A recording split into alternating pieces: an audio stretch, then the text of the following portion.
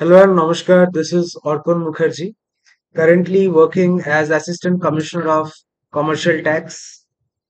তোমাদের অনেক দিন ধরে ভাবছিলাম একটা ভিডিও বানাবো মিসলেনিয়াস এর উপরে।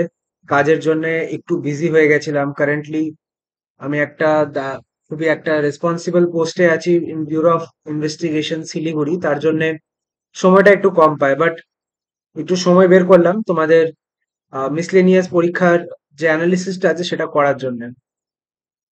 মিসলেনিয়াস এর যে কোশ্চেনটা সেটা দেখলাম, একটু দেখে ইজি মনে হলো। আমার মনে হলো ইজি। অনেকে বলছে 140 কাট অফ যেতে পারে, অনেকে বলছে 130 কাট অফ যেতে পারে। বাট যেহেতু কোশ্চেনটা ইজি ছিল, এখানে নেগেটিভ স্কোর অনেকে করেছে। সো যদি কাট অফ বলতে হয় একদম উইদাউট এনি হেজিটেশন আমি বলবো 120 প্লাস। আমার এস্টিমেটে 120 থেকে 125 কাট অফ যেতে পারে। ঠিক আছে, আমি কাট অফ এই জন্য বলছি বিকজ তোমরা অনেকে এখন একটা সেলফ ডাউটে আছো যে এক্সামটা দিয়েছি, তারপরে এখন এত কম মার্কস পাচ্ছি, পড়বো কি পড়বো না।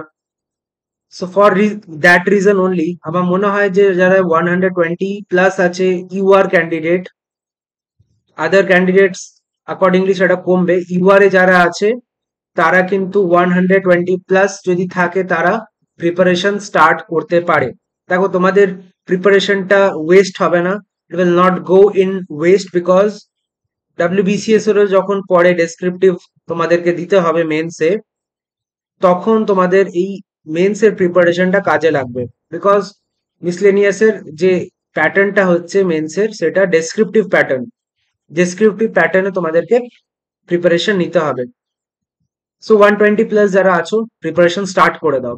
আজকের এই ভিডিওটা খুবই গুরুত্বপূর্ণ ভিডিও। যারা মিসলেনিয়াস মোটামুটি ঠিকঠাক স্কোর করেছো, 120 130 প্লাস স্কোর করেছো, তাদের জন্য যে কিভাবে পড়বে, ঠিক আছে, একদম টু দ্য পয়েন্ট কথা বলবো উইদাউট ওয়েস্টিং এনি টাইম, যাতে কি তোমাদের জিনিসগুলো একদম কাজের জিনিসগুলো তোমরা বুঝতে পারো। দ্য ফার্স্ট থিং ইজ, কি হবে এবারে? প্রিলিমস তো হয়ে গেল, মিসলেনিয়াস কবে হবে, মেন্সটা কবে হবে? দেখো, তোমাদের মেন্স হতে নেক্সট ইয়ার মাঝামাঝি মিনিমাম, ঠিক আছে, মে মে জুনের আগে আমার মনে হয় না মেন এক্সাম হবে। তো অ্যাটলিস্ট 8 মাসের হাতে তোমাদের কাছে সময় আছে। এই 8 মাসে তোমাদেরকে কিভাবে প্রিপারেশন করতে হবে সেটা তোমাদেরকে আমি বলে দেবো, গুছিয়ে বলবো। আর এই একটা নয়, আরো 2-3টে ভিডিও আনবো যেখানে যে প্রিভিয়াস ইয়ার্স এর কোশ্চেন্স আছে তার উপরে বেস করে কেমন কোশ্চেন আসে, একটা এস্টিমেট, একটা অনুমান তোমাদেরকে বলবো যে তোমাদেরকে কোন জায়গাটা ফোকাস করতে হবে প্রিপারেশনের জন্য। তো 8 মাসের টাইমে আমাদের কাছে অনেক টাইম আছে। মেন্সের যে সিলেবাসটা সেটা তোমাদের জিএস আর ম্যাথস, এই দুটো জায়গা থাকে, জেনারেল স্টাডিজ অ্যান্ড অ্যারিথমেটিক। তো এই জেনারেল স্টাডিজ অ্যান্ড অ্যারিথমেটিক নিয়ে ডিসকাস করব। The first thing is, general studies 100 মার্কসের আসে আর অ্যারিথমেটিক 50 মার্কসের আসে। ঠিক আছে, group A and group B তে ডিভাইড করা থাকে। গ্রুপ এ তে জেনারেল স্টাডিজ হয়। জেনারেল স্টাডিজ ফার্দার পার্ট 1 আর পার্ট 2 তে ভেঙে দেওয়া আছে। পার্ট 1টা জেনারেলি কি হয়, একটু লং অ্যান্সার টাইপ হয়, যেটা কি ইউপিএসসি মেন্সে যেরকম হয়, একটু লং অ্যান্সার এলাবোরেট করে লিখতে হবে তোমাদেরকে। তো তার জন্য একটু লেখার রাইটিংটা তোমাদেরকে প্র্যাকটিস করতে হবে। আপাতত জেনারেল স্টাডিজ আর ম্যাথস টাই বলছি, তাহলে তোমাদেরকে একটু এলাবোরেট করে লেখার প্র্যাকটিসটা রাখতে হবে। ধরো এটা 2021-এর কোশ্চেন আমরা দেখছি, 2021-এর 4-5টা কোশ্চেন দেখবো। প্যাটার্নটা কি হয়, ফার্স্টে তোমাকে যে কোনো মানে ফার্স্ট কোশ্চেনটা করবে, যে ফার্স্ট কোশ্চেনটা ম্যান্ডেটরি। তারপরে নেক্সট যে 4টে আছে এর মধ্যে এনি টু, যে কোনো দুটো তোমাকে করতে হবে। কোশ্চেন গুলো তোমরা যদি দেখো, এগুলো কিন্তু মোটামুটি আমরা সব শোনা কোশ্চেন, আমরা এটার ব্যাপারে একটু হলেও জানি, 2-3 লাইন লিখতে পারবো। কিন্তু 2-3 লাইন লিখলে হবে না, আমাদেরকে একটা স্ট্রাকচার ওয়েতে লিখতে হবে, যাতে কি আমরা প্রত্যেকটা পার্ট বাই পার্ট, যে স্টেপ মার্কস যেটা বলে, 20-র মধ্যে অ্যাটলিস্ট 10 মার্কসও যেন আমরা পেতে পারি। ঠিক আছে, 10 মার্কস পাওয়ার মতন আমাদেরকে লিখতে হবে। ফর এক্সাম্পল, এখানে one belt one road initiative বলেছে, and explain its significance with respect to India. এটা কিন্তু দেখো খুব ভালো প্রশ্ন একটা, 2021-এর প্রশ্ন যেহেতু, সেই জন্য একটু পুরনো টপিক, এটা কারেন্ট অ্যাফেয়ার্স বেসড টপিক কিন্তু একটু পুরনো কারেন্ট অ্যাফেয়ার্স। এটা 2014 সাল থেকেই শুরু করেছিল চায়না, যে সিল্ক রোড ছিল, যেটা অ্যানশিয়েন্ট সিল্ক রোড, সেটার মডার্ন ভার্সন যেটা হচ্ছে one belt one road initiative, যেখানে চায়না কি বলেছে যে আমরা একটা ল্যান্ড রুট আর একটা সি রুট বানাবো, যেখান থেকে আমাদের যে ট্রেড যেটা হচ্ছে, আমাদের জিনিস এক্সপোর্ট ইম্পোর্ট যেটা হচ্ছে, এই ল্যান্ড রুট আর সি রুটের থ্রুতে হবে। This is the basic one belt one road initiative by China. ইন্ডিয়ার কি পজিশন? ইন্ডিয়ার পজিশন যে ইন্ডিয়া এটাকে অ্যাকসেপ্ট করেনি, বিকজ তোমরা জানো যে পাকিস্তান আর চায়নার সাথে খুব ভালো রিলেশন আছে। আর যে ওয়ান বেল্ট ওয়ান রোড ইনিশিয়েটিভটা, সেটা ইন্ডিয়ান অকুপাইড কাশ্মীর যেটা আছে সেটা থ্রুতে পাস হয়েছে, and for that reason only India denied যে ইনভিটেশনটা দিয়েছিল China, one belt one road initiative তোমরা এসো, তো India denied this invitation. So this is, we are against this policy. তো এইটুকু যদি জানো, তারপরে তোমরা একটা ব্যাকগ্রাউন্ড হিস্ট্রি লিখে one belt one road initiative brick by brick add করে একটা কন্টেন্ট, 2 পাতার কন্টেন্ট তো মিনিমাম লিখতেই হবে তোমাকে, ঠিক আছে?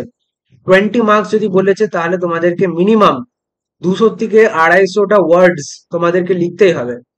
আর সিগনিফিকেন্স, এখানে দেখো দুটো পার্ট আছে, ওয়ান বেল্ট ওয়ান রোড ইনিশিয়েটিভটার ব্যাপারে লিখতে হবে, তাছাড়া significance with respect to India, কি সিগনিফিকেন্স আছে ইন্ডিয়ার, যেটা বললাম একটা স্ট্র্যাটেজিক সিকিউরিটির একটা ব্যাপার আছে, অ্যাঙ্গেল আছে, ইকোনমিক অ্যাঙ্গেল আছে, তারপর তোমার এনভায়রনমেন্টাল অ্যাঙ্গেল আছে, বিভিন্ন। দেখো, আমরা ইউপিএসসি তে যেহেতু লিখেছি মেন্স, আমরা তোমাদেরকে ভালো গাইড করতে পারবো যে কেমন ভাবে ডেসক্রিপটিভ অ্যান্সারটা লিখতে হয়, কোন কোন জায়গাগুলোতে কিভাবে তুমি নাম্বার অফ প্যারামিটার্স বাড়াবে। প্যারামিটার্স মানে এইটাই, যেটাকে বললাম পয়েন্ট।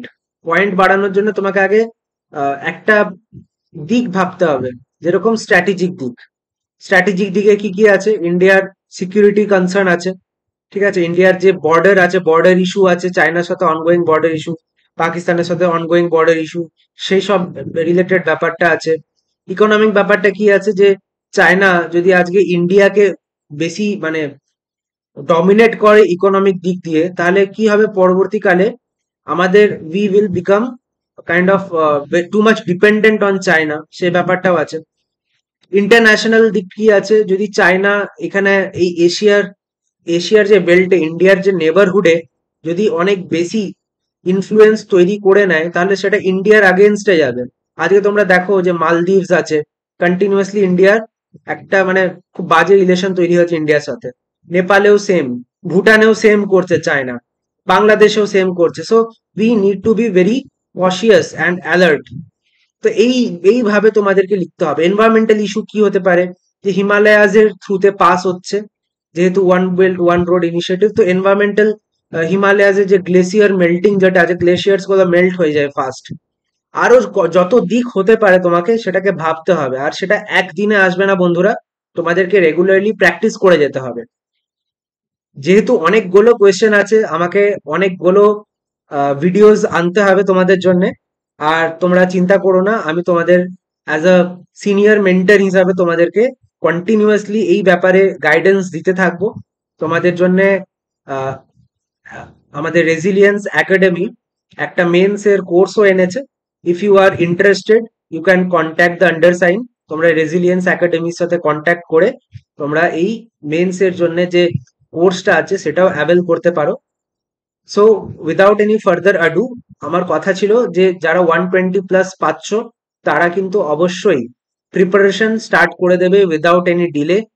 এই যে মেন্সটা হচ্ছে, তোমাদের যদি ভালো করে দিতে পারো, ভ্যাকেন্সিজ অনেক আছে, অ্যারাউন্ড 800 ভ্যাকেন্সিজ আছে এবছর। 800 ভ্যাকেন্সিজ কিন্তু তোমাদের মানে একটা চাকরি সিকিউর করতে তোমাদের এটা মানে খুব একটা পজিটিভ ইয়ার বলতে পারো তোমাদের জন্য। So, without any further ado, start the preparation and we'll continue in our next video.